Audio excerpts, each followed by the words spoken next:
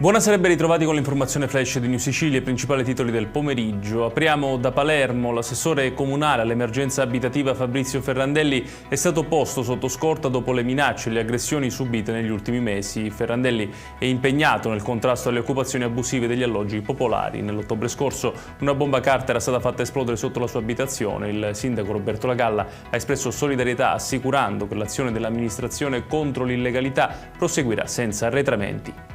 Il presidente della regione Renato Schifani rilancia l'introduzione dei prezzi zonali dell'elettricità con l'obiettivo di superare gradualmente il prezzo unico nazionale. Secondo Schifani, la Sicilia, grazie alla rilevante produzione da fonti rinnovabili, potrebbe beneficiare di tariffe più basse per famiglie e imprese. La regione avvierà un confronto con ARERA a sostegno della proposta anche da Legambiente.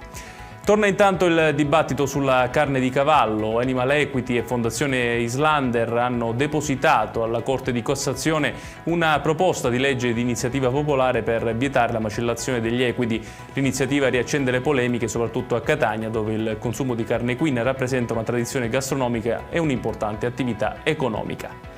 Maltempo in Sicilia, un violento acquazzone ha provocato allagamenti e rallentamenti a Trapani e Pizzolungo. Nel siracusano si sono verificati 3 incidenti stradali, alcuni con feriti. A Ginostra, sull'isola di Stromboli, una bomba d'acqua ha causato l'esondazione dei torrenti e danni a strade, imbarcazioni e strutture. Chiudiamo con il calcio. Emilio Longo è ufficialmente il nuovo allenatore del Catania. La società rossazzurra gli ha affidato la guida tecnica della prima squadra con un contratto fino al 30 giugno 2028 e un'opzione per la stagione successiva.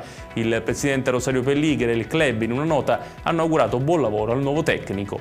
Ed è tutto per questa edizione. Tutti i dettagli su queste notizie li trovate come sempre sul nostro sito www.newsicilia.it. Grazie per averci seguito e buon proseguimento di serata.